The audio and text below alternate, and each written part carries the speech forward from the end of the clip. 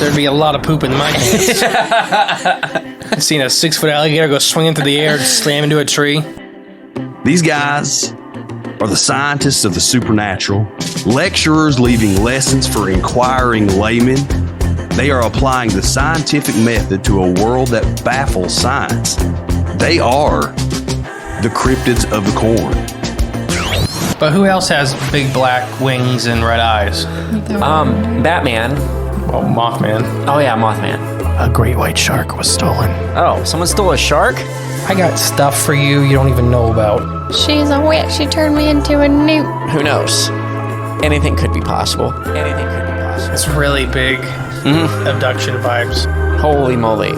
It sounds like you were abducted. And it just stood up. I mean, it just like kept going and going.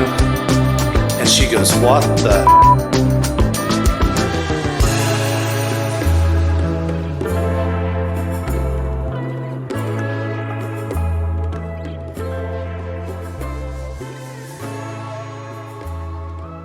Mothman.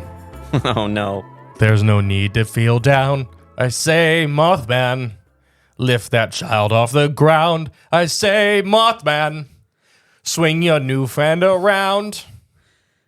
Oh, I've been sick all week. My pants are brown, brown, brown, brown, brown. Because you're a big old M-O-T-H. M-O-T-H. Glowing red eyes and big flappy wings. Yes. The monster that knows how to sing. Yeah, yeah, yeah. Are you that monster? Yeah. Okay.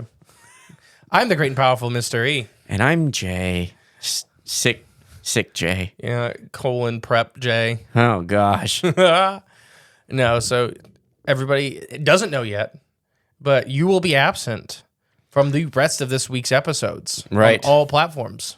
I've been sick, folks. Almost died. And we kind of... No, I did not almost die. But I've just been sick. You know, gutty issues. Mm-hmm. So we kind of recorded all these in reverse order. So. Yes, this is the last one we're recording, even though it's the first one that comes out in the week. So I came back for it. So when you hear me talk ill about Jay for the next... Oh, was that me? Yeah, it's you, not me. No way. I was like, my phone's on silent. I thought I turned it off. I guess who's buying the beer tonight? Dang it, I was just going to blame you. Wait, that was a reminder one from 2 minutes ago. Why didn't it ding 2 minutes ago? It may have. Sabotaged. I did, yeah. Yeah, I planned it. No, so I think on Wednesday's episode, I talked that like you probably are dead. Oh, gosh. I can't wait to hear that when it comes out. It's all reversed and backwards. So I want to thank all the guest hosts that came on for all the shows this week to help us get through because Michael's on the Patreon and Emily comes on a couple shows. And so look forward to that this week, guys. I'm apologizing for the Wednesday episode. It's a little rough. I'm looking forward to it. Just so everybody knows, Emily had like already worked like 12 hours and then it was super late at night and wanted to do the episode with me. So it's pretty much us bickering for a half hour. So that's good foreshadowing. It's something to look forward to. Yeah. It's your tease in the audience now. Yeah, I had trouble reading the story and then Emily would just go off the rails. Say something that there was a lot of silence. There was a lot of silence in the episode. She's like, "You're being so mean to me," and I'm not saying anything. I'm physically trying not to. I'm physically it's like bio building up. I can't wait. Oh gosh, it's a good episode. That might be my new favorite one already, and I haven't even heard it yet. Yeah, the intro is already being made, so don't submit anymore because there's probably a bunch from that episode. Oh gosh, that may go on for the Patreon intro contest. What'd you think about the little sample of the intro? I like it. Intro? I like it. It's new and fresh. Which version? Both of them. All right. That's enough dilly-dallying. All right. Are we going to jump into it? Yeah, so we're going to do the Chicago Mothman. Ooh. I don't know how many parts this is. I've talked about doing research for these episodes and stuff like that. Sometimes it's, not hard. It's stuff pops up. Sometimes it's really hard, like pulling teeth to find any bits of kind of real or credible information. Mm-hmm. The Singular Fortean Society, that's the website. Lon Strickler is a big proponent of that. We have some friends inside the society. They have an amazing, I'll put it in the link below, an amazing timeline. Oh, of the Chicago Mothman? all the encounters. Okay. They found through their research, talking to eyewitnesses. They've interviewed a lot of these people personally. Okay. I never realized how long and how many There have been. Okay. And like I hinted at, this is probably going to be at least a 2-parter, maybe a 3-parter. This may carry us all the way into the season finale. Ooh, okay. Which we got a crazy season finale booked. I just got that booked with. We are going to have guests for the first time on the season finale and all this kind of crazy stuff. Uh-oh. Again, you're teasing them. It's a teasing Foreshadowing. Episode. Well, it's not Tuesday, so it's like I don't have my Tuesday mindset. I don't have my coffee. Know. I'm drinking a Pepsi and it's in the AM because I'm out of Dr. Pepper. Shame. Actually, there's a sip right behind you left. Just one little sip. Yeah, there's a fly and it's why. So I guess it's going to be a little bit broader. It's going to be like more of the Lake Michigan Mothman stuff. Okay. Specifically in Chicago, but a little bit broader. Right. Yeah. They start their article. There have been dozens of reported sightings of a large flying creature in the Chicagoland in the greater Illinois, as well as Michigan, Indiana, Missouri, and Wisconsin. Dating back as far as 1964. When did the Point Pleasant Mothman stuff start? Oh gosh. You put me on the spot. Wasn't it 64? Was it? I thought that's why you said it. No, I just shot in the dark. I think it was 64. My gut was telling me. Because didn't the bridge collapse in 68? Silver Bridge. It's been a long time since we did the Mothman episode. Roughly those eras. Okay, yes, in the 60s. Yeah. 1950s. Oh, so this predates potentially the Point That Pleasant. or right at the same time, which Okay. is something, and we'll get to that. Like, it's really weird. Is it Mothman? Is it something else? It's very big winged humanoid. Some of these are not very Mothman-like. Some of them are. Is it the return of Bat Squatch? Maybe a couple of these. Oh, okay. Because before this, it was called the Chicago Gargoyle. I like that cartoon, Gargoyles. Gargoyles is good. I just heard a bit from it. Literally, while you guys From the cartoon? Yes. What? Mm-hmm. Who pulls bits from that? It was for a Godzilla thing. Anyways, I digress. Okay. So as far back as the 1950s. These things have been reported out in chronological order, which I greatly appreciate, Lon. They are in chronicle? Yeah. Okay. They did a lot of work. Check out their website. Check them out. They got all kinds of cool, awesome stuff. I've used bits and pieces of their stuff before, but this timeline they got put together is so nice. It's just I didn't have to use much of anything else for it. What's it called again? Just to give them another... The Singular Fortean. Okay, Singular Society. Fortean. It's very well known. Lon, I got him on Facebook. He's always doing something. Like he does something on Friday night, like every Friday. Oh, sweet. They're pretty cool. There's a big map on the website. You can see them all laid out. Oh, even better. I love maps. But we're just going to go in order, and they got the sightings and stuff like that. So the first one we're going to start with is early winter 1957. I'll give you the title, and then I'll read the full thing. Okay. Gerald Trusses reported seeing a winged creature with a body of a large man while out hunting as a young man in Bridlewood, Illinois. Okay. Gerald? It's a weird name. Gerald? No, How you spell it? it's Gerald. That's what I was thinking. Yeah, your face. Once you realized it. It's Gerald. Hey, that's good, though. I mean, sometimes it is Gerald. But Gerald... I was thinking of He could be The French. Witcher, because I never can say okay. his name right. Okay. Yeah, your face when you were like, oh, shoot, it is Gerald. Yep, you're right. Okay, so 79-year-old Gerald contacted the Singular Fortean website recently to recount his experience he'd had with a weird winged creature in Illinois during the winter of 1957. So he just did this real recently. Oh, okay. He's an old man. He's 79 years old now. Yeah, I'm trying to do the So math in my head. he had this encounter when he was a young man. I realize the story is a little late, but I never knew who to tell about the story until I came across your article about a man who saw a Birdman at O'Hare International Airport. I'm 79 years old now, and this happened to me a long, long time ago. If I did the math right, he should be around 13. When this happened? Mm-hmm. It was 1957 when I was with my late brother, Gene, and his late brother-in-law. We were hunting in Bridlewood, Illinois, around in the area for pheasant and rabbit. As we were walking into a large open field, there was a lone, large tree standing in the middle of the field. When we were directly under it, a huge, man-sized creature sailed over our heads into the woods across the road. We were stunned. We were just looking at each other, dumbfounded to speak. investigator Tobias Whalen, which I think we've met. Yeah, we've met Tobias. He's with the Small Town Monsters crew. We met him. Yeah, we met Tobias at that time, and it was in the early winter, in the mid-morning. Gerald responded. The winged creature had a body of a large man with legs, but it was covered all over its whole body with a dark, tan-colored, feather-like thing. This happened a long time ago. I don't recall what the face looked like. I'm glad to tell the story to someone who has knowledge of such creatures before I pass.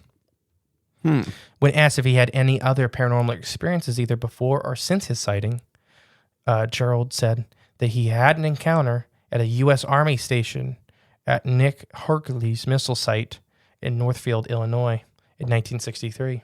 So 6 years later? Yeah, he just got to the military. I was on guard duty at the time on the radar station.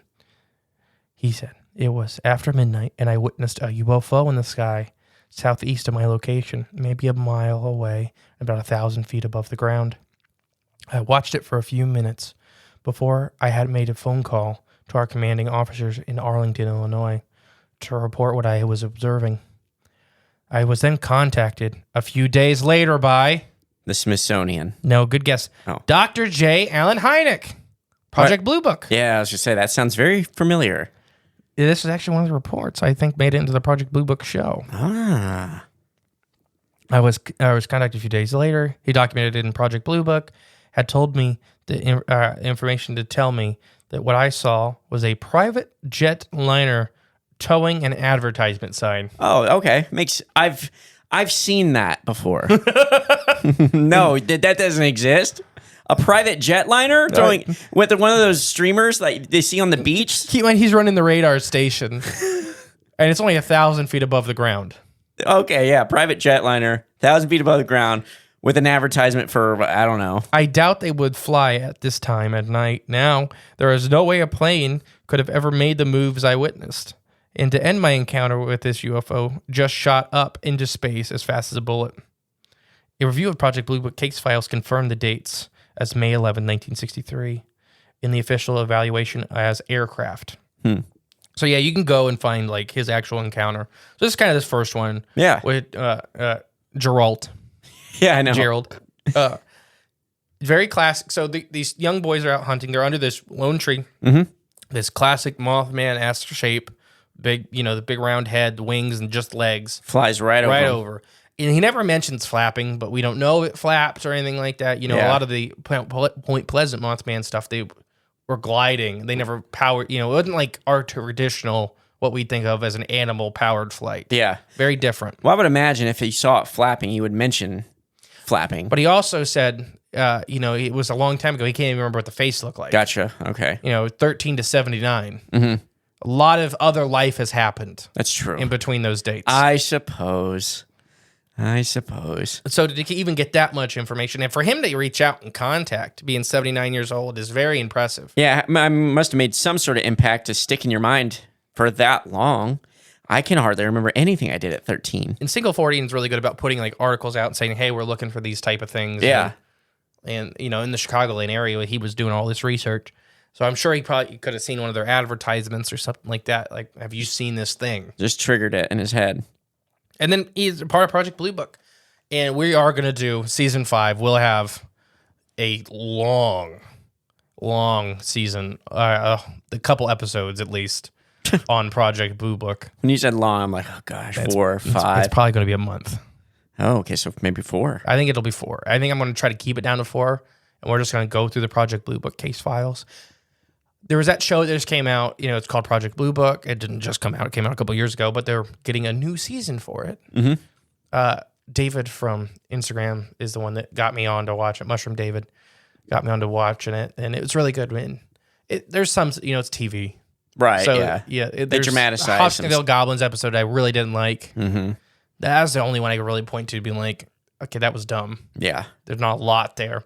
But I think it does a good job of showing how Hynek evolved through his tenure with Project Blue Book. Right. With how his opinions and stuff. And I do think he probably told him it was a jetliner pulling a banner for his own safety. Oh, for Gerald's safety. Yes, I did think Hynek started doing that stuff, especially towards the end of his career, saying like, "No, here's what you've seen, and Just this don't is look what into you're it." going to tell everybody Yeah. you've seen." Yeah. Because there is some connections with maybe some of these lower military personnel got put in the loony bin for saying we're being adamant they saw alien craft. Right, yeah. So you could say whatever you want to. Hynek, is a big hot button topic in this field. Right. This whole I do conversation. think at the end that he was definitely a believer in whatever the UFO phenomena is. I don't know if he believed in aliens or whatever, but whatever the phenomena is, and he did his work with what was the one? Is it Encounters of the Fifth Kind with the big lights on the mesa? Yeah. He was a consultant on that and all that. He was. So he definitely changed his tune after doing it so much. You talking about the Stephen Greer stuff? No, the movie, the big Oh, yeah. Close Close Encounters of the Third Kind. Third Kind. Yeah. Stephen Greer's the fifth, like the fifth. Oh. CE5, yeah. No, so Close Encounters of the Third Kind, the movie. Yes. He was the consultant on it. Oh, cool. Oh, interesting. Yeah, so he definitely, towards the end, it was Hollywood, much different. Hollywood definitely pulls in, like, people who knows stuff. Yeah. So we're going to jump forward over 10 years. Okay, so 57 to 67? Oh, I didn't even ask you your opinion on that encounter. I'm sorry. Oh, I mean, there's pretty straightforward. There's nothing there to make me feel like I shouldn't believe him or anything like that. No, and it's a very simple Mothman encounter. Right, Very yeah. classical. Mm-hmm. But, and most of the time, good. that's what you're going to get, yeah, is if you see something, like, crazy or out of this world, per se. I'm pretty sure Mothman attacked my hotel when I was in Chicago one time. Did I ever tell you that story? No? Do you want me to tell you now or do you want me to wait? Well, you just mentioned it. You better tell it. All right, so we were in Chicago in 2018. Okay. That becomes really important probably next episode. Okay. So we're in Chicago 2018, and me and Zach, you've met Zach kind of secondary through you, yeah, basically. I know enough Yeah, to well, know I what lived you're with the guy talking- 4 months out of the year for 4 years. Yeah. In a hotel room. Right. All over the country. When he would sit out with me and we'd watch for Mothman and stuff, it's more just we'd go and have a couple beers in the tailgate of the truck and we'd sit and watch because our hotels normally had clear skies, which were rare in Chicago. So we'd just sit and watch to see if anything would fly over. Well, one night it is like a horrible lightning, wind, water storm. And it's smacking the hotel really hard. Like, it sounds like we're in Florida in a hurricane. Okay. It's crazy because Chicago has some pretty severe thunderstorms, but this was like even crazy for that. And we're on the top floor, right at the cusp, and something massive smacked the wall right above our window. I mean, it's like sounded like a little plane flew into it. Just a big thud. It sounded like a crash, and then stuff hitting it more, and and we're no trees. You know what it was? I know what it is. Oh, you do? Yeah. Okay. I was going to say it was a jetliner pulling an advertisement. It was. You got it. It was the advertising banner, actually. Yep, flew off, hit. They were going too low and smacked right into the hotel. No, so we're convinced it's Mothman because it was just so loud. Yeah. And it was so much like flapping. You could hear flapping after something hit and then it fell. And we go out the next morning. You want to guess what it was? I don't know, some sort of billboard or advertisement. A whole bunch of geese. Oh, no way. A flock of geese had flown into the wall together. Oh, no. All died in the storm.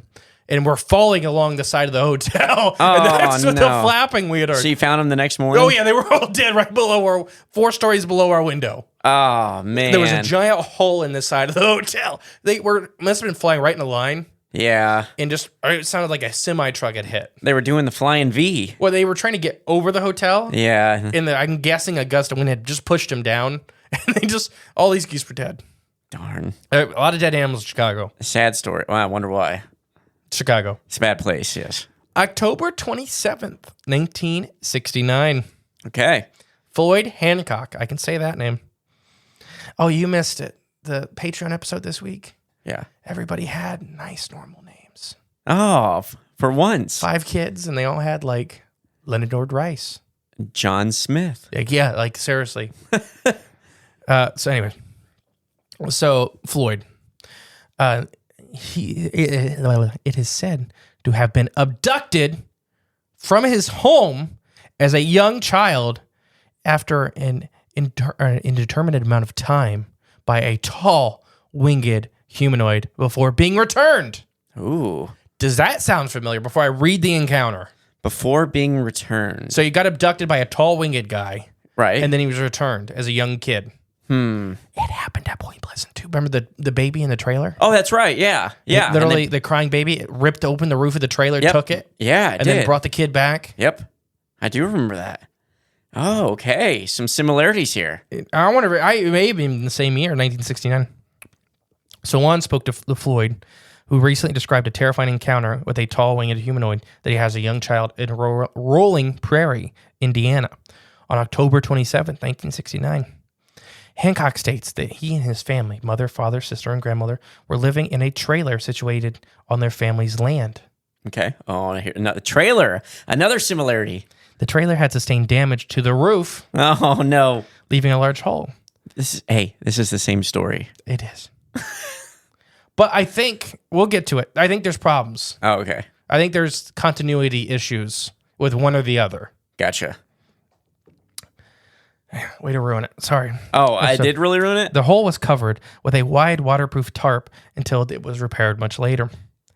He and his baby sister shared the bedroom. He was awakened by a strange noise of a strong disagreeable old odor. He was then looked towards his sister's crib and he saw a tall winged humanoid staring down at her, then beginning slowly turning and looking at a horrified Hancock. So it's just looking over your baby sister's crib and then it just Yeah, it looks right at you. and flies at you. Yeah, I mean, I would have just died. Kid should add a gun. It's Indiana, not Ohio. Oh. The creature was described as being very tall, between 7 and 8 feet in height, with a body and a face covered with black hair. Its posture was crouched over. It had huge, leathery, I can't say it. Leatherly. No, you can't Leathery. say it. There you go. Wings, shaped like those of a bat or a gargoyle, with muscular arms and legs. The creature's body and face were thin, and they looked like a human skeleton with sharp teeth and dark eyes. Ooh, dark eyes? And a very human skeleton-like face with sharp teeth. Ooh, I don't like the sound of that. A very little bit different of a Mothman. Yeah. It made a low gurgling sound, which is, we've heard Typical of. Mothman, yeah. Hancock screamed in order to alert his parents in the adjacent room, but they never responded. His grandmother was alerted and came to his aid, though she was stunned at the sight and immediately fell to her knees. The creature then... Well, I mean, what's she going to do? My thanks, Grandma. She comes in and there's this 8-foot-tall gargoyle. My grandma would have hit it with a broom. She would have. Indiana, like Constitution. I see my grandma go after a raccoon that was stuck on our porch, with no protection, just a broom. She went right after it. A raccoon and an 8-foot-tall demon are a little different. She would have done it. I know it. The creature then picked up Hancock in its arms and made off with it to the living room, where it ascended through the hole in the ceiling. It was obvious that it moved the tarp in order to gain access to inside the trailer.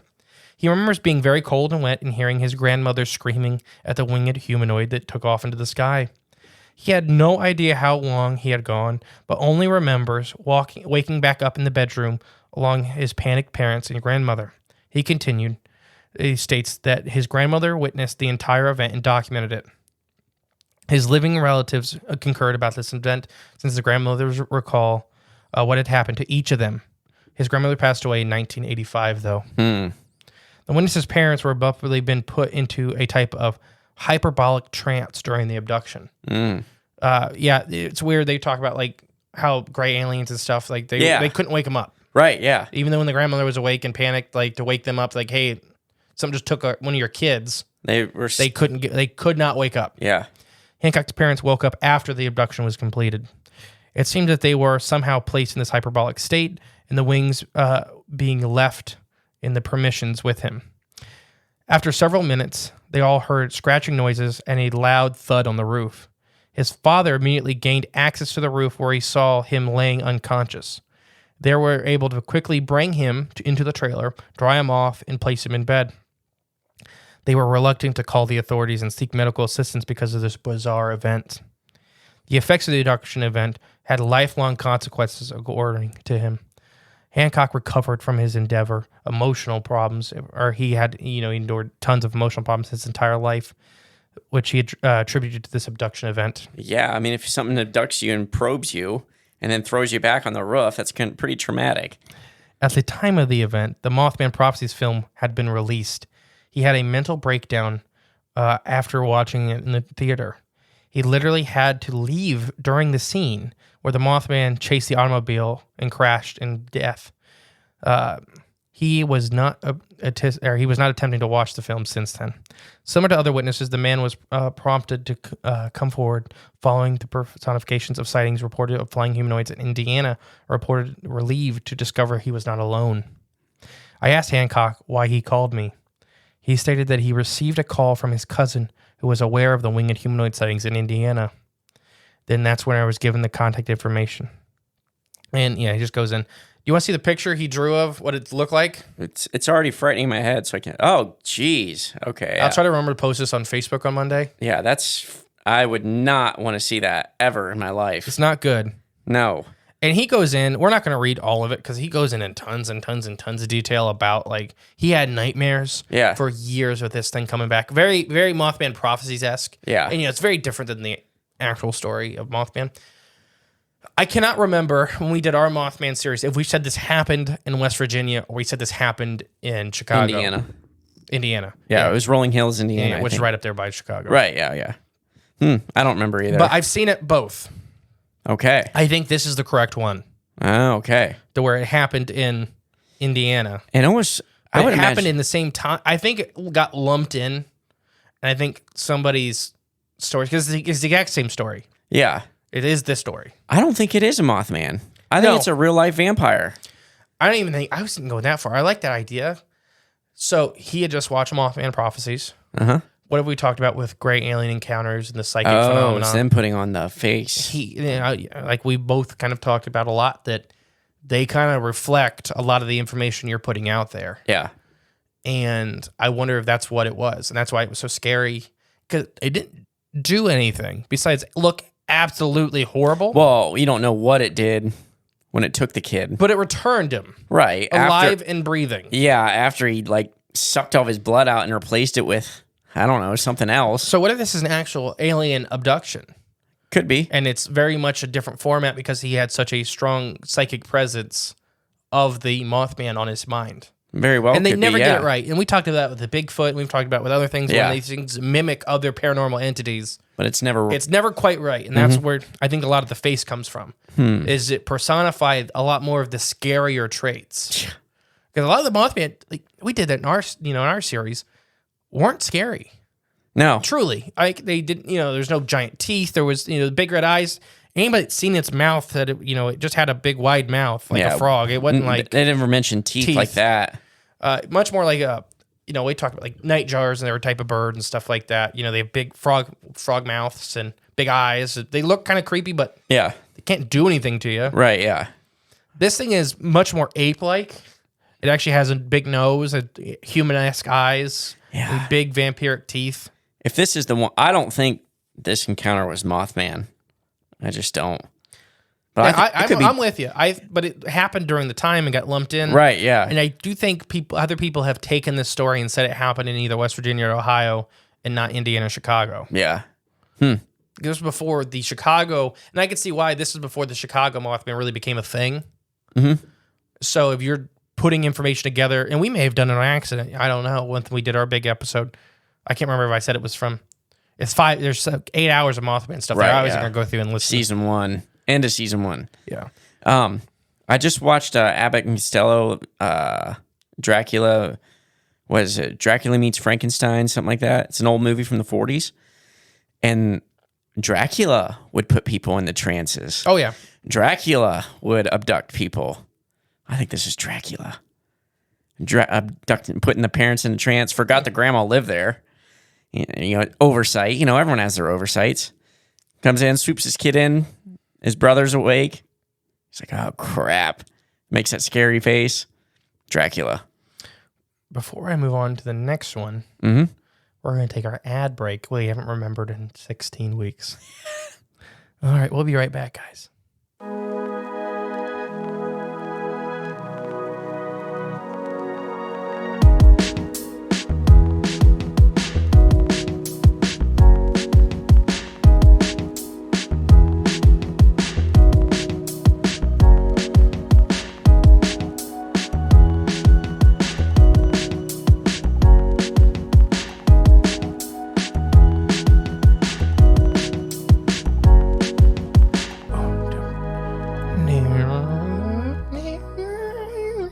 And we're back. Hopefully you enjoyed those delicious ads. Delicious? Delicious ads.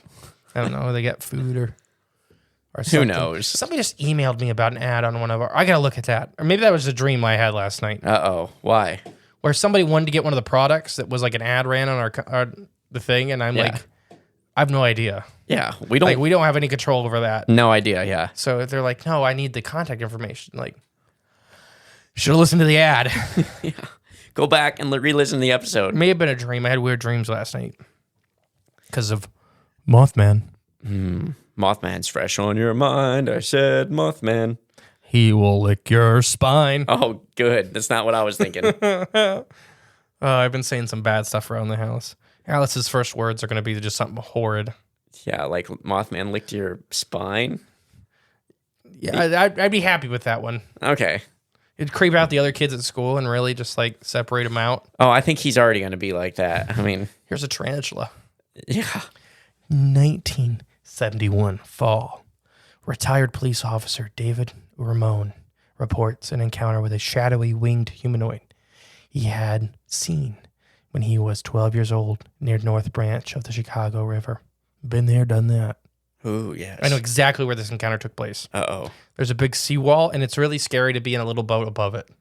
Above the seawall? Yeah, because you can just go over the edge and Oh, die. gotcha. Like fall like 50, 60 feet into town. You ever see that video where they're going down the river and the guy's like, what's that up there? And he's like, oh, it's fine. He's like, no, that's a waterfall. He's like, no, it's not. It's fine. And It was a spillway. and then he goes and he's freaking out trying to paddle out of it. And he's like, no, there's no way. Like you can't. We physically can't go over the edge. Like we'd have to be going. Yeah, like Flying. flying. Yeah. All right. So they reported. David reported this to the Singular Fortean Society when he was a 60-year-old retired police officer. He said this happened in 1971. At the age of 12, he encountered a shadowy winged human near the North Branch of the Chicago River. Ramon served as a police officer in Chicago's 14th District from 1994 to 2009. Ooh, okay. Very recent. Yeah, they don't make it long in Chicago, the Chicago PD. It's one of the most stressful police departments you can work for. I can only imagine. I had a lot of dealings with them. Really? Yeah, probably not their fault, never good. Right, yeah. Oh, stuff you found, right, in the river? Well, yeah, that was a lot easier. It was more like the one that almost shot me because the active shooter on the bridge. Oh. Remember that? He pulled his gun on me because I was trying to get out of the car to unhook the trailer. Oh, that's right, yeah. He's like, yeah. He wasn't going to shoot me. They're highly stressed. They're very high strung. Yeah. If he tells you to stay in the car, stay in the car. They will shoot you. When I was a kid, about 12 years old in Chicago, we lived near the old Riverview Park. A bunch of us boys were playing around near the banks of the North Branch of the Chicago River, throwing rubble concrete from the demolition of the park into the river and making a big splash. I didn't like being too close to the water, so while the other boys were down there by the riverbank, I went up the path by myself. I looked northward and I saw a very tall, skinny man who was very dark on the path about 200 feet away. He glanced my way and threw his arms up. He had wings, and he ran, flapping them right there. Oh, sorry. He ran flapping them and then disappeared in the trees towards the bank. I was petrified right there and looked around, but my friends were looking south and still playing. I said, "Did you guys see that?" I wasn't sure if it was there, if I was seeing a guy pranking us or what. It was always spooky there by the river, even in broad daylight.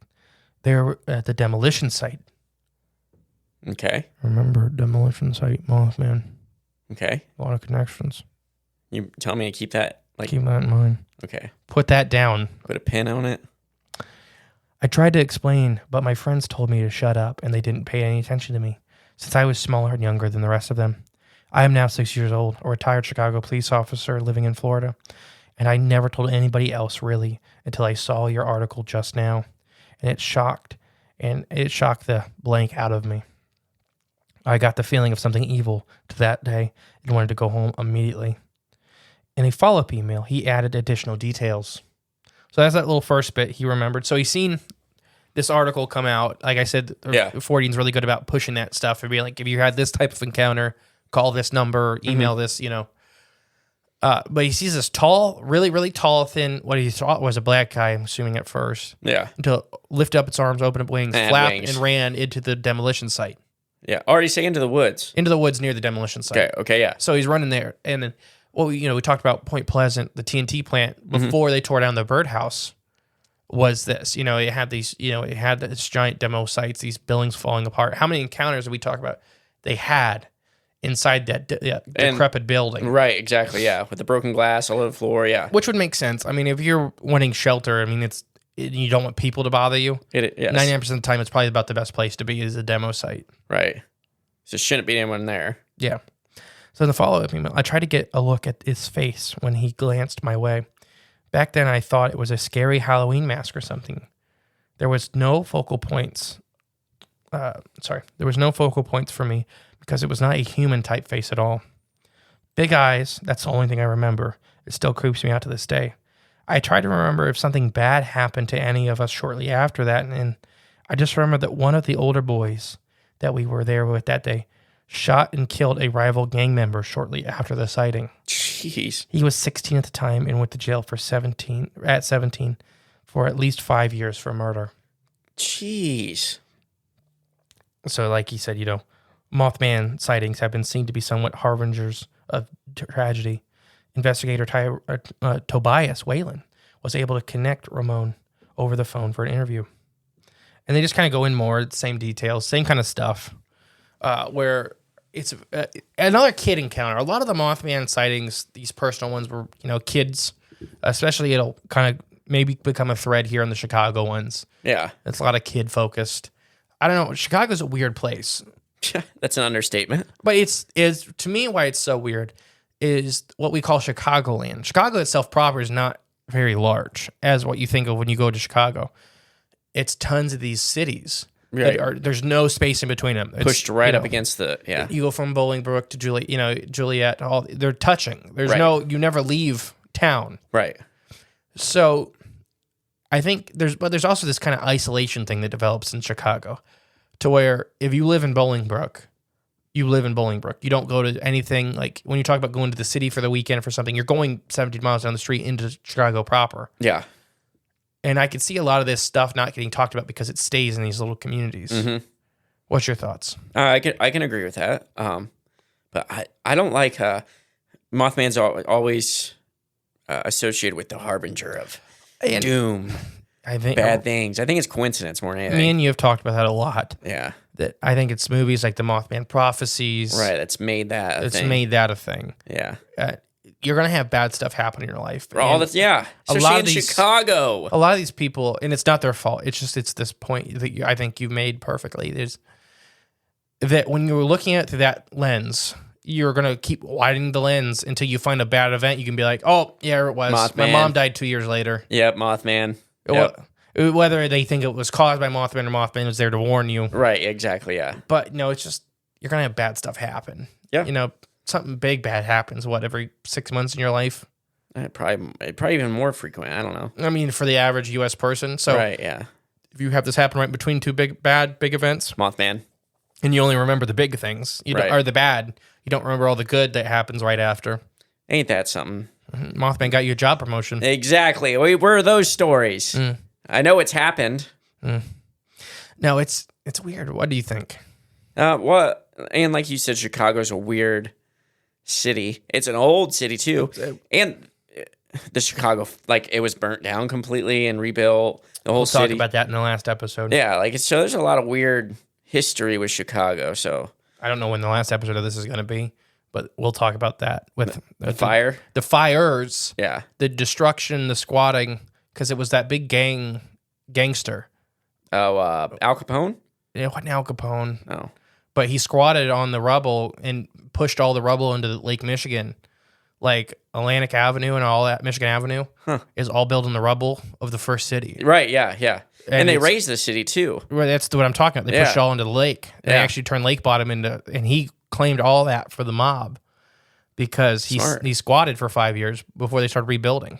There's some weird, and a lot of death, and he ended up having a really bad life after that. He got to be one of the biggest mob leaders in the U.S. He said he had a bad life? Yeah, and then he had a bad fall. And The cow that kicked over the lantern. Mothman. Yep, Mothman. Cow that kicked over land. That's such a lie. I'll never believe it. Never. I've been around cows. Yes, but I'm not. And I've watched a cow look at an open flame and be like, That's fine. destruction. And the farmer, I'm sure any responsible farmer wouldn't leave a lantern over. But I'm not buying that story ever. It's fake history. That's in my opinion. I didn't even know how they could prove it was a cow. Exactly, but they did, and they published it, and they shared it in school all the time when they taught us about it. We'll look into it for that last episode because it could be something where Mr. Jenkins saw his cow do it, but the whole city was like a tinderbox. Yeah. So it Just like but maybe on purpose. Maybe they made it like that on purpose, so it could all be burnt down. I don't know, or they allowed it to become that. I don't know. Who knows? I almost clicked the wrong button. Who knows? Anything could be possible. Man, look how young I sound in that. We used that button a lot while you were gone. Oh gosh, just to make it feel like you were here. Both all your sound bits. my bits. Yeah. Mm-hmm. Oh boy. All right. June 1976. A man's vehicle was reportedly attacked by a winged black figure with glowing red eyes in Waukegan, Illinois. Ooh. You ever been to Waukegan? I have not. Neither have I. Maybe I have. I doubt there's many places in Illinois I haven't been. Yeah. But I don't remember Waukegan. It's a pretty memorable name. Hopefully it's by Little Potato Creek. Ooh, Little Potato? Yeah. A little tiny creek called Little Potato Creek. I like it. There's Big Potato Creek too. Oh, of course. Naturally. Do you know why they called them that? This episode's so off the rails. Yeah. I don't know. They grew potatoes. It's going to be like a 2-hour episode. They grew taters in that creek. They used that water to grow their taters. Close. Okay. They'd float them to get them to the trucks. Oh, then that name fits perfect. Yeah, like they would roll them. Like they were like built on slopes, and they'd literally like roll them on through not PVC because it's olden days, but like on boards. Right. And they'd go in the creek and they'd float them down, and people would net them and put them in the truck. Nice. Spud net. Yep. All right. So Singular Fortean was contacted by a spiritual author and business owner. Nefer is the best name I could get for him. Okay. Who wishes to share, Nefer, wishes to share her encounter of her late father's sighting of the black figure with glowing red eyes. That's what confused me. It's a man sighting. Daughter reported it. Gotcha. So in the email, it says, I'd like to report a secondhand encounter my dad had in 1976. I was 14 at the time. We grew up in, what did I even call it? Oregon? Waukegan. Yeah. Spelled like walk. My dad worked part-time nights in Victoria Memorial Hospital, which I believe is located along Chardon Road. After work one night, he went to help his friend who had car trouble at the Marathon Restaurant, which was located by the train tracks by Jocelyn's Outboard Motor Company right there on Lake Michigan. So you could probably find exactly where this place happened by the amount of information she just gave us. The exact opposite of 99% of cryptid encounters. Right, exactly. Yeah, it was at these coordinates. There'll be a cow. 98.67 west. I don't know how those work. It was a full moon. And there in the parking lot was my dad, was giving his guy friend's car a jump. When Dad, as often as he told it, suddenly felt scared. As if something was watching him. There were 2 or more of very tall silhouettes there. Or some kind of structure. They were probably 3 stories high. Interesting. Yeah, 30 feet. Right? Sorry. They were probably, not structures, tall silos, not silhouettes. Oh, okay. My bad. I was going to say this. Tall silos. They're probably 3 stories tall.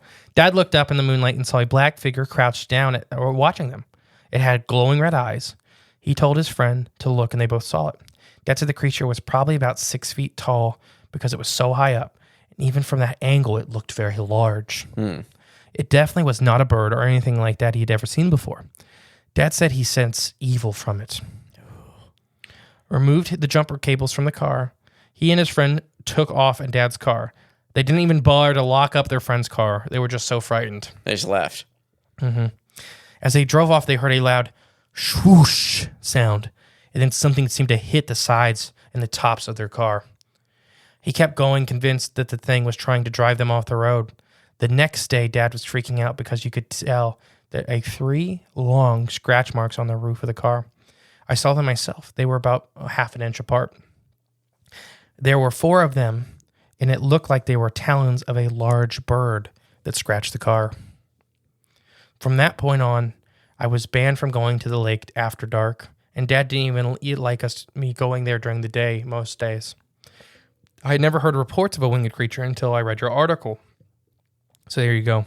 That reminds me of the story. I think we talked about it forever ago, but this person, I think it was down in Texas. They seen these creatures, winged creatures, on top of a water tower, and it looked like they were doing a dance or something. Yes. And then they looked at it, looked on the road. Then when they looked back, Lalatrusas. it was gone. And then they looked, it was standing right beside their car, looking in their window. They were Lalatrusas. Yeah.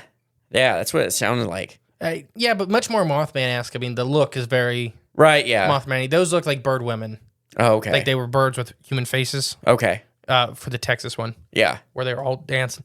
But no, this is very much like the Scarberries. And, they got Mothman chased their car. Oh, that's right, yeah. It's like the Mothman encounter. No, that was not. That was a weather or a class balloon project that went 190 miles an 90 miles an hour. Too bad you were the sick car. for Patreon night. Why? Peyton got us all because we did one of the wacky alien encounters was like Mothman like gorillas. Yeah. And she's like, we all know what it was. Say it with me. Sandhill crane. Yeah, exactly. It made me laugh really hard. The old Sandhill crane. Yeah, so I don't know. Very Mothman, classic Mothman. Watching him, chases, scratches on the car. Yeah. With the Scarberry story, yeah. It's very I similar. mean, it's the same thing. It's literally Pretty like much, yeah. the same thing where they see it. Once they see it, the cover is blown and it just chases them. Yeah, which is weird. Odd behavior. Once again, silos, most of the time they don't have people on them. They're gray in silos, 3 stories tall, so private ones. Yeah, nothing hanging out there besides other little birds, so no people. No people, especially not at night. And she goes on to say it was, probably about 10:30 at night. Okay. It's about a 15-minute drive, And she just remembers how it bothered her father forever. Mm-hmm. That the rules that they made their house and stuff like that were were driven by him seeing the Mothman. Interesting. That's crazy. It changes your home life and everything. And she remembers her whole childhood was heavily affected by this creature.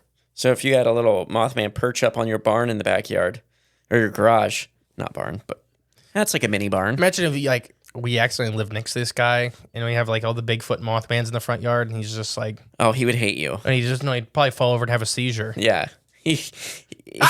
Yeah, he would be calling the city, making some complaints.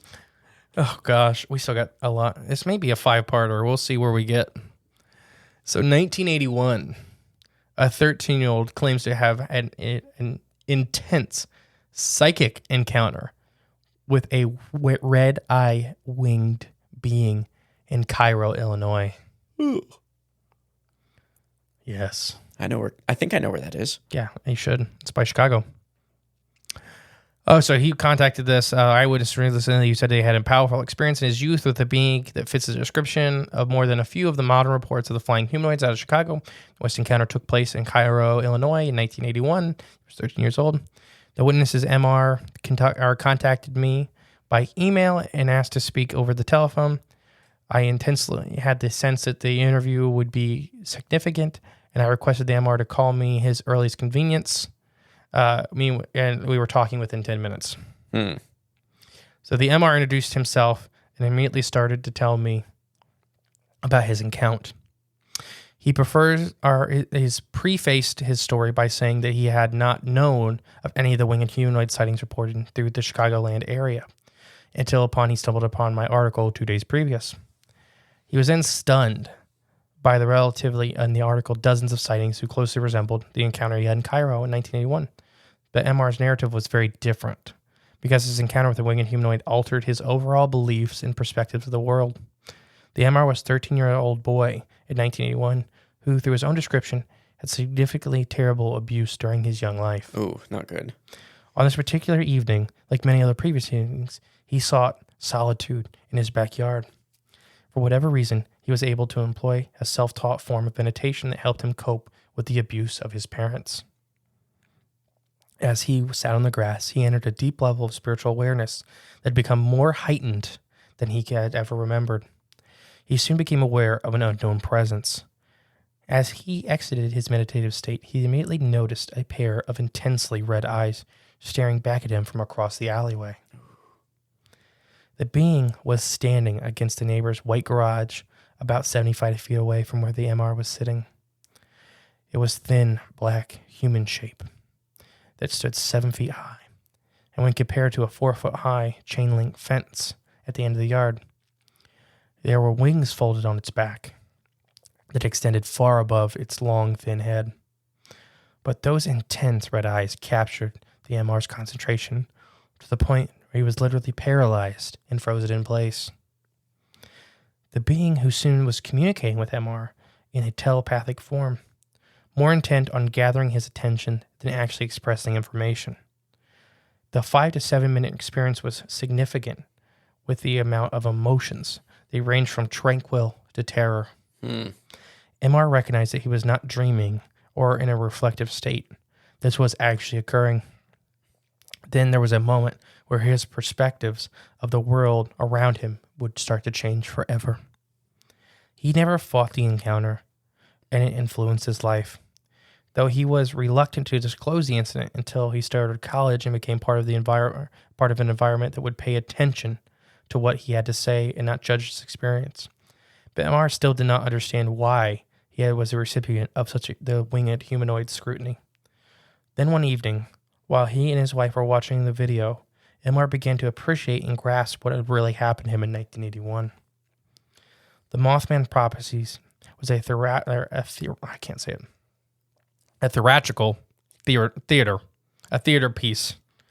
film that was released in 2002. It was based on John Keel's book by the same title, even though the movie never really captured the full intensity of the book and actual events that occur in Point Pleasant, West Virginia in 1966 to 1967. Nonetheless, the film gave an overall impression of the story of someone's narrative and Keel's expressions, and the book MR told me that it was sitting at home watching the video when a car accident scene unfolded. The winged being suddenly came into focus, and MR instantly went to sheer panic and uncontrollable burst in tears. His wife tried to comfort him, but he was beyond consultation. They continued to watch the video, but a terrible, difficult experience for MR. Later that evening, he disclosed his boyhood encounter in detail with his wife. Since that time, he has not talked to anyone about the incident until we talk today. I would first like to state that the interview with MR was one of the most insightful I've experienced during my time as an investigator, says Lon. We connected on a rare level, to the point where I could literally predict what he was going to say to me each sentence. His experience confirmed to me that the phenomena is not that of an indigenous being, but instead a flesh and blood extra-dimensional or extraterrestrial entity that is neither attached or has a certain purpose or is summoned by a specific force. MR has no previous inclination of my theories, but rather defined what I had begun to believe during the course of this investigation. And yeah, it goes on. He brought up tons of stuff. Again, it's a kid again. Yeah, So. in the psychic encounter. Don't look at the red eyes. You know, that was said around Point Pleasant a lot. Yeah. We talked about that in our episode.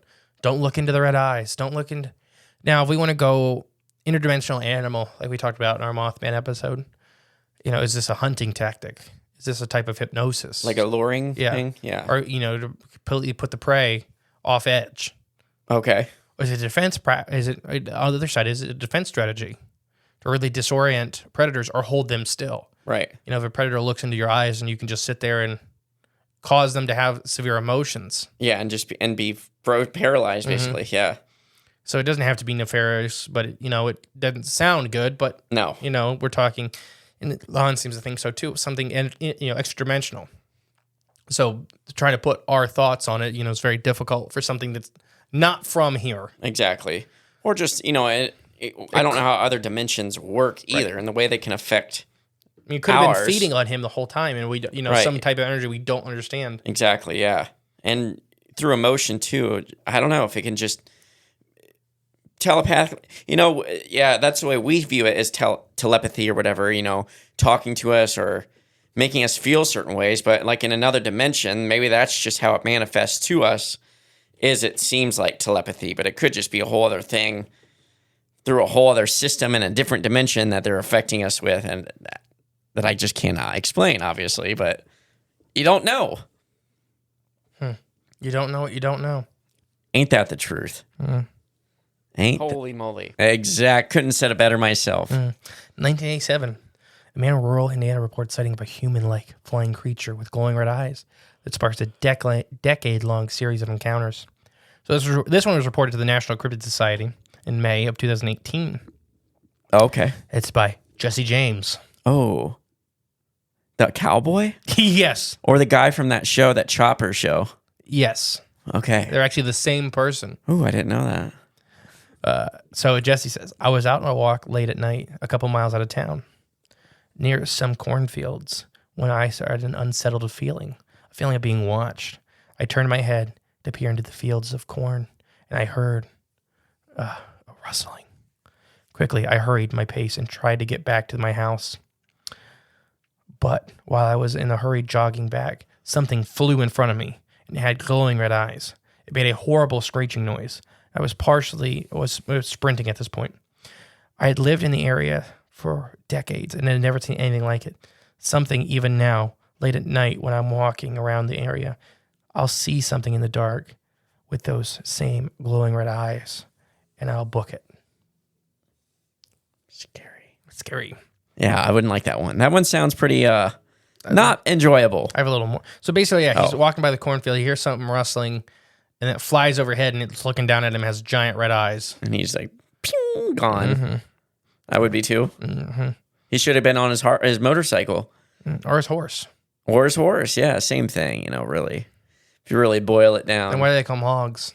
Because they're confused, to muddy the waters. Another confusion tactic by the... You trying to explain it looked more confused than anything I've ever seen. So I was out walking it late at night, a couple miles out of town. Oh, I already read that sentence. That's right. A follow-up interview. The witness described the creature being 5 to 6 foot tall, with a human-like face. Not human-like face, sorry, a human-like body, with a wingspan of 9 feet. Immediately, it was dark, and the witness did not have a flashlight, so details of this being or general shapes are scarce, save one, it had glowing red eyes. Then the creature's glowing red eyes were, absent of direct light, indicating that they could glow at a paranormal level.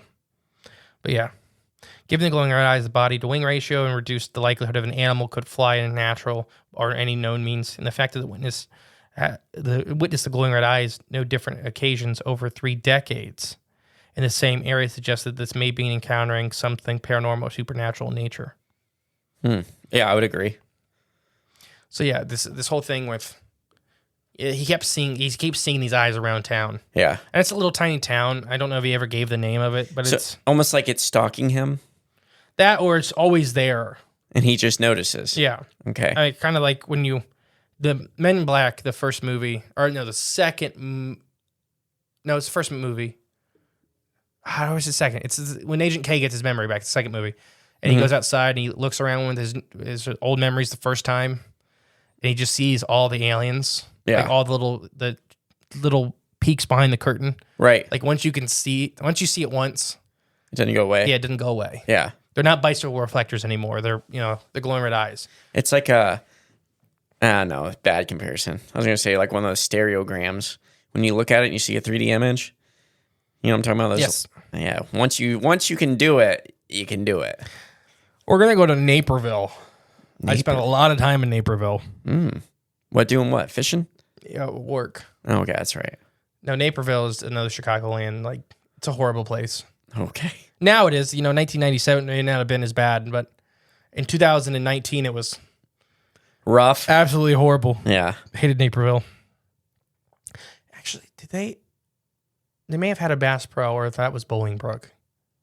I can't remember anymore. Was that your saving grace there? No, it wasn't a good Bass Pro, but we needed wader patches like twice a week. Oh, yeah. So it's the only place you could get them for like 400 miles. Yeah. So in 1997, separate witnesses report frightening encounters with a winged gargoyle in Rock Island in Naperville, Illinois.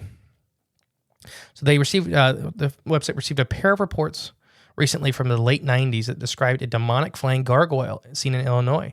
The report came in on the heels of one another, submitted late Sunday from Wisconsin man who described the encounter with a humanoid bat dragon Bat dragon. that occurred in April in 2017. We'll come back to that one. Bat dragon? Yeah, in a couple episodes. The first report took place on Rock Island, Illinois, 1997. Rock Island is around 160 miles west of Chicago, near the borderlands of Illinois and Iowa. So I don't know where Rock Island is. I know where Naperville is. I am now 32 years old, and the story is coming from Rock Island, Illinois, about 3 hours away from Chicago. In about the year 1997, I remember my mom was working third shift. She asked me to run out to the car and get something for her before she went back to work. Then it was about 9 or 10 o'clock at night, and all of a sudden I heard something make a big whoosh, and it sounded like it had ginormous wings right above my head. So I looked up. I lived right in front of the Chippewa Cemetery. Never have I ever been so scared out of my mind, even at night. I looked up in the street light across from the street from my house, but the night light wasn't on yet. So I remember looking up, and all I could see was suddenly I seen this figure with red eyes looking back at me. It was just sitting there, and I could tell it had huge wings down its side. So I began to run back into the house and told my mom what I had seen, the thing, and she told me what it was. And told her what it was.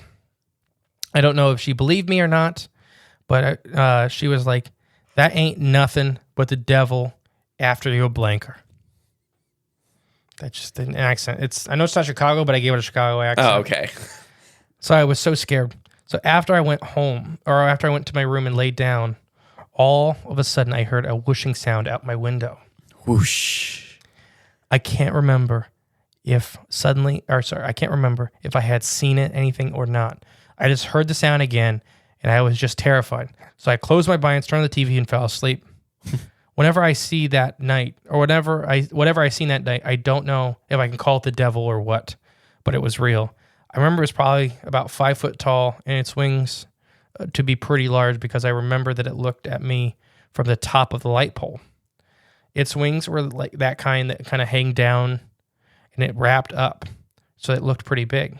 From that day on, I believe all sightings that I've been hearing about are true, and I've been hearing them for years. The leathery wings ones and the red eyes combo does make me feel like demonic sometimes, like it is something demonic. I don't know. Or like she said, the devil himself. It's weird. The devil himself. I didn't do anything, but this obsession with kids. Yeah. I said, it's going to become a thing as we keep going forward. Yeah, this ain't good. This is not a good theme. One of these episodes is just going to be titled 2017. Oh, gosh. Okay. Yeah. Very current. Almost. Oh, I got ones from like last month. We're going to end on. Okay. So very recent. Mm-hmm. It sounds eerily similar. This could be some soft disclosure. Now that I'm connecting it. Soft disclosure of what? The game Tekken. Tekken. Mm-hmm. It's a fighting game from PlayStation. And I think they're still making them. I haven't played them forever, but I think on 1 and 2, he's one of the bad guys, I guess. But when he turns into a devil, and his name's literally just Devil. That's what they call him. He's got glowing red eyes, big leathery wings, jumps up, flies, and floats around, and he abducts little kid. No, I made up that part. No, it's like he made up that part, but Tekken is the Mothman. Yeah. I wonder if they were like pointing at like, ooh. But in that game, the guy transforms into it. So I wonder if these creatures, what if it's just... we got like 4 or 5 hours of this. Some guy, yeah. It's some guy transforming into this. You better write that down because when we get to what this could be. Ooh, but he has to be dropped into a volcano first. That's important. The Chicago volcano. Not a volcano, just off a really big cliff. His dad got dropped into a volcano. The Chicago cliff faces. Yep. Here we go. I'm going to have to... What, a skyscraper count? Sure. Okay. It's a high enough fall. A fall which should kill... The only city that I've seen both the sky and the lake and the river be the same color. Ew.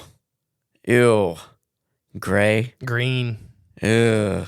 I'm not joking. This amount of smog that gets trapped around Chicago, literally sometimes at night. You look up at the clouds and it looks green. Not even a good green. No, either. it's not like sickly pale Yeah. green. Yeah, like me my face when I've been sick all week.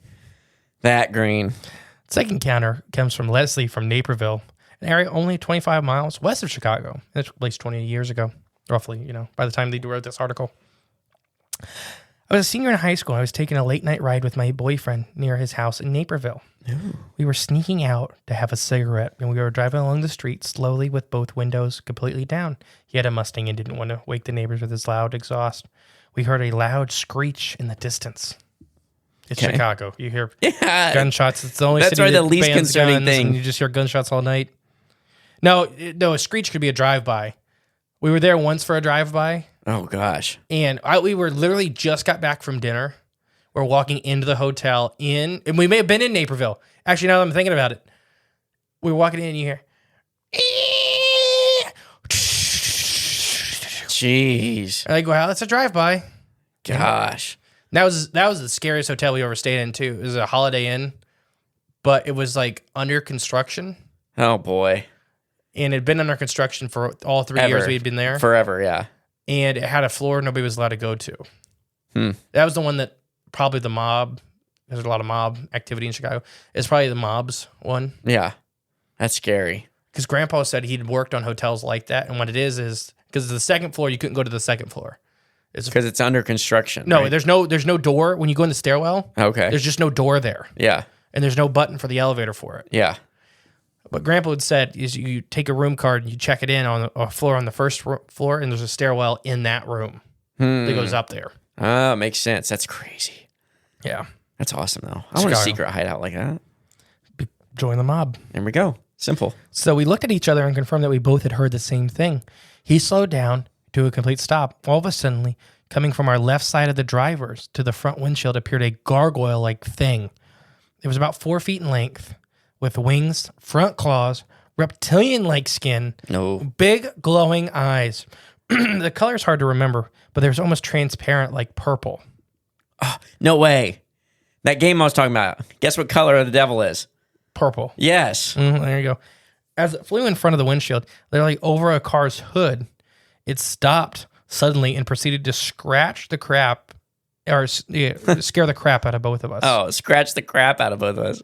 Ow. Its eyes protruded from its head, and it made a snarling-like gesture. It definitely was trying to scare us, and then it flew off or disappeared completely. It happened so quickly, the adrenaline in our veins pumped instantly from fright. Immediately after the thing flew off, we looked left at my boyfriend, and every hair on both of our arms were standing straight up. Again, we both confirmed that we had seen this and were bewildered. Almost 20 years later, I still wonder what we'd seen. I've researched on my own net, and I found that I had witnessed, had possibly had seen, and many others had seen the thing out there. The sighting makes me believe that there are other dimensions that we cannot see, and sometimes they may show their faces. The thing, the entity, whatever it was not nice. It was demonic. It used its power over us to scare us beyond anything that I've ever felt. I drive to this location all the time. I live near it. The location is near the wood area in a subdivision, and get this. It's Abbey and Monstery. Monstery? Yeah, it's the name of the town. Or the really? streets. Monstery, of course. The land that we were traveling on was also a wooded area. Perhaps it lived there and once was land owned by the Abbey. Is there any connection? I'd love to know. There you go.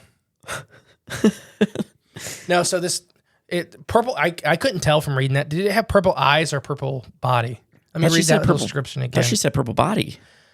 All right, it was about 4 feet in length, with wings, front claws, reptilian-like skin with big glowing eyes. The color is hard to remember. It was almost transparent like purple. So I think you're all right that it's body, but I could see how it could be the eyes, though, too. Oh, yeah, the way it's worded. Talking about was the eyes, yeah. Maybe it was, though. Yeah, but it had front claws. Yeah, that's weird. And I don't know if it's like little T-Rex, like one claw, or if it had like little hands. Like little T-Rex arms. It's only 4 foot tall, though. It's not a big guy. thing. Yeah. Big, scary eyes, very human-like face. But the reptilian-like skin, that's a different quality. Very odd, very odd. This could be something different altogether than Or it just could be a younger version, but I'm with her on the interdimensional stuff and things you can't see and the way they affect you. Yeah, it's like, but again, it didn't hurt nobody. So odd. Mm-hmm. Looks so scary and vicious. And you don't hurt It's nobody. just weird. It's just weird. Yeah. And Mothman's like Bigfoot, like Dogman. I think a bunch of stuff's getting lumped into there. Mm-hmm. But not a lot of this is Mothman. That one, there's not a lot there that's very Mothman-like. Right. But yeah, in ways. It flies. It flies, it has wings, it's human. So does the Ropin. Right, So yeah, does the Orange true. Bate. True. Touche. They're Mothman-like. Yeah. But it's The not Van Meter Mothman. Visitor. Mothman. Yeah. Sandhill Crane? Mothman. Mothman. What if someone saw Sandhill Crane and blamed it on Mothman? Wouldn't that be quite the twist in the story? Seen this? I could see a DNR doing that didn't want sandhill cranes. It was a Mothman. Because they are allowed to hunt them now, I think, in Arkansas. Really? Mm-hmm. Wow. And they call them sky turkeys. Yeah. Apparently they taste amazing, but they're just not very big carcasses. Let's try one. I thought about going and hunting one and getting a taxidermy for the studio. That'd be awesome. Like there's a Mothman. That would be awesome. They're huge too. Do you remember seeing them in Chicago or in Michigan? Did we see them last year when we were up? No, we seen those Trumpeters. Trumpeter swans. Yep. Those No. were big. Those were big. I remember, I won't say who, but I made a bet with somebody to catch a sandhill crane one time Yeah. because they had their babies in the parking lot. They were flying south. Pretty sure I know who it is. Oh, you know who it is. Okay. I just won't rat them out for Right. the public. Right. They're huge. Anybody who's never been around a sandhill crane, they're absolutely humongous. Excuse me. And he was trying to catch a baby, and they're not like little tiny babies. They're like 4.5 foot tall babies because they're flying south. Yeah. And he just tries to put his coat around one, and they thought they were in a parking lot being fed by people, so they didn't immediately run away. Right. Yeah. And then they're sitting there, and he's kind of like putting his coat around its wings, and it's like the mom comes over and just starts sword fighting with him, Oh no. just swinging her face back like just everywhere because they sharp bill. Yeah. Anyways, he didn't catch it. Didn't catch it. Didn't get his money. 1999. This will be our last one for the day. All right. And then we'll come back in at the year 2000. In the year 2000. A woman, along with her husband and a girlfriend, reported a flying red-eyed gargoyle in Rockford, Illinois. Okay. Oh, Rockford. Why does that sound familiar? I don't know. It sounds really familiar. Something about Rockford. I think we have a Rockford around here. Maybe. I don't know. By Fremont, that's Rockford. Okay. So, once again, they received a phone call from a woman in Rockford, Illinois. From 1999, she witnessed a flying red-eyed gargoyle along with her husband and a girlfriend. The incident occurred during the summer in the early evening when there was a full moon. Our third full moon today. Ooh. That's why? Because moon's not really, what you think it is, That's just the indicator of the portals being opened. Yes. That's what the full moon indicates. I literally just seen somebody talk about that. Really? I don't know if it was on Ninjas and Butterflies. They're a big podcast. They do all kinds of cool stuff. Yeah. I don't know if it was on their show, but somebody was literally just talking about the moon's in a portal. That's what it is. It's the indicator. The moon itself. My thought is it's just because there's more light, so you can see what's happening at night. Oh, here we go. Your biological excuses. I didn't know how I was going to sneak something science in here, but there you go. There's one, yeah. You Anyways, found a way. the trio were relaxing at the friend's front porch, and they were located on Williard Street West near Auburn High School in Cottonwood Airport in Rockford, Illinois. During this conversation, the friend stopped talking and began to stare across the street. He continued. The witness looked in the same direction and noticed a dark gray winged humanoid slowly flying near a large tree. She stated that it seemed like the being was in slow motion as it glided towards the tree. The friend said, "Do you see that?" The witness were close enough to notice that there was it had small cat-like ears and intense red eyes. Ooh, intense. There were no other facial features visible. It was quite muscular through the body and had 2 well-defined legs. It had arms that were attached to its wings. She stated that the winged humanoid was about 7 feet in length with a really wide wingspan. The wings like those of a bat with a leathery-like membrane. Apparently, she had apparently the being had perched in the tree and began to take flight. And then when the witness' husband took notice, the winged being was gliding towards a pair of lone large pine trees, and its legs were kicking up and down while in flight. Okay, like it was swimming or something. That or some birds will do that, especially when they can't see very well. Okay, Just trying to grab a branch. Oh, okay. Like they're getting ready. Or they'll also stretch their muscles and stuff. Owls, ospreys are famous for, well, they'll do that while they're flying. It looks like they're trying to grab their other foot with their claws, Okay. but it's stretching out those muscles. Oh, okay. It's like a little exercise they do because they're so high tension Right, yeah. that they have to do that because it's just a really high tension muscle group. Excuse me. And now I gotta find where I was. Where was you? Where was I? So it was kicking up and down while in flight. The being flew between the two pine trees and suddenly vanished. The witness said, "Gargoyle," and her friend acknowledged, yes, a gargoyle. After the incident, the witness stated that they seemed to have forgotten the encounter until about a year later when she asked her friend if she remembered the sighting. And her friend said that she had, but had also forgotten the incident until she mentioned it. Now that could be alienish. Could be. Shadow memories. It could also be what human brains do for Yep. traumatic events. Block it out. They just bury it. Yep. Similar to other sightings, the witness had led to make a report after seeing that the others had already come forward with their experiences. The witness's son told her about recent reports and says to call me. On. He was also aware that the winged humanoid sightings in the Chicago area. So yes, basically they were told to contact. They were given the number to contact Lon because the son knew his mom had these encounters with her mom and dad, and their friend had these encounters, and they were like, "Yeah, look, Mom, a lot of other people are having it in Chicago right now, are seeing this thing all the time." Right. It's just crazy. So like when we come back next week, we'll start with the year 2000, and I'm going to try to get to the year of 17. Okay. Get up to 2017? Yeah, we're not going to read all of next. Like we're going to start skipping around. Okay. I wanted to do all these early ones. Just to show that there's a long history of because it blows up in 17. It goes from, like 2000, between 2000 and 2010. There's probably 10 reports a year that gets made to these guys. I'm just going to read the titles, and then I'll read a couple here and there. Okay. And then 2011 to like 2016, there's like 50. Dang. 2017, there's like 400. That's insane. And it drops back down to like 150 a year. Wonder what happened then. We'll get to that on the last episode. Ooh, okay. Because I think I know, and I think I have a personal story with it. Uh-oh. There's a little foreshadowing. Yeah. Because I was looking up what happened in Chicago 2017. A lot of stuff. Yeah. Okay. Something to look forward to. But, even with this, recording this in December of 2023, there's a sightings last month. Mm-hmm. Just November. Yeah. Yeah. And they're doing a really good job of adding them pretty fast to the, and getting them written out and stuff. What's your thoughts so far? I think I just said it for the most part. It's a long history, longer than I realized. A lot longer, but I also don't think all these are Mothman. Yeah. I like that everyone keeps saying, it's just demonic, but the gargoyle thing keeps getting brought up. And now here's why. Chicago has tons of gargoyles.